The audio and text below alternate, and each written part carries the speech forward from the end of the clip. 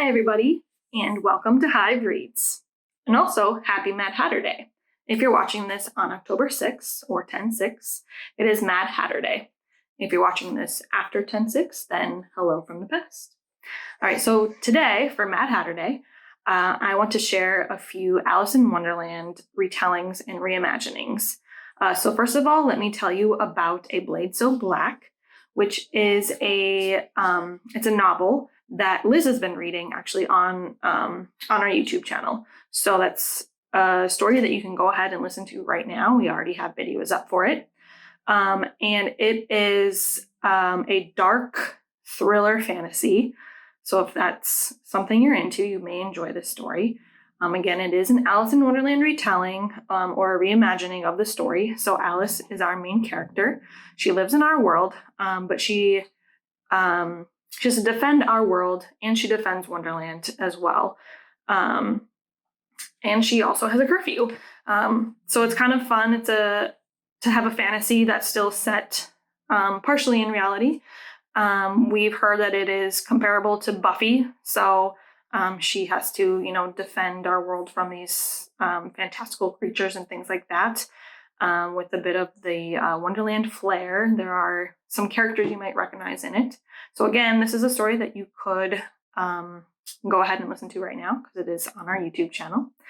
And that is just one of the reimaginings. Now I'm going to show you a couple other options. First up, we have Queen of Hearts by Colleen Oakes. So in this origin story, Dinah is Princess of Wonderland, and this is how she becomes queen. She needs to learn about the evils of Wonderland so she doesn't lose her head. This is a political retelling. It gets into the past of Wonderland. So this is before Alice shows up. You'll see some familiar characters, but no Alice in this one. Next, we have Umberland by Wendy Spinale. And this is actually the second book in a series. In the first book, Everland, we see a London which has been destroyed by bombs and disease. We meet Gwen, Pete, and the Lost Boys. And now in this book, they meet Duchess Alyssa and Maddox Hatter. And they are tasked with going into the center of a maze to find the cure for this disease that is now mutating. So of course, this maze is not just, any ordinary maze. It is a Wonderland maze. And people go mad trying to escape it. This is a dark, steampunky Alice in Wonderland. And there are enough unique changes to make it its own thing. So, of course, we have the addition of some characters from other stories, but there are also some other twists and turns that make it different enough from the original story. Next, we have Ever Alice by H.J. Ramsay. And in this one, Alice has returned from Wonderland, and no one believes her story. So they all think that she's kind of gone mad. She keeps telling them what happened to her in Wonderland. She decides that it's best for her to escape back to Wonderland and back to the court of the Queen of Hearts. She's 15 in this retelling, or rather in this continuation of the story. So she's older and wiser.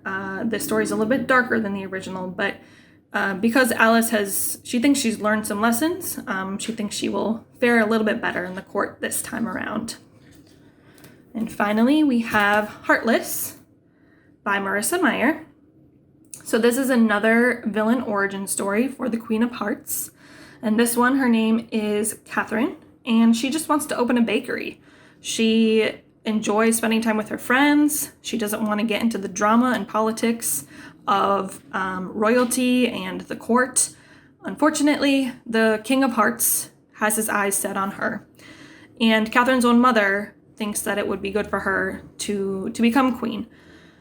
So we do kind of know how this one ends up. We know that she becomes the Queen of Hearts, but this is a story of how she gets there and how she goes from being a baker into the evil Queen of Hearts. Okay, so to recap, we have 5 different retellings for you.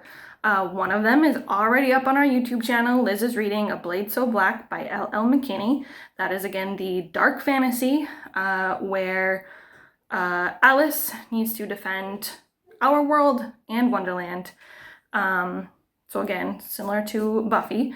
Then we also have 2 villain origin stories. One that is a retake on the actual story, adding in some other characters from other stories you might recognize, and then one that happens after the story, so a couple years later. So lots of options for retellings. We hope you enjoy this Mad Hatter Day. Happy reading, and we will see you next time. Bye!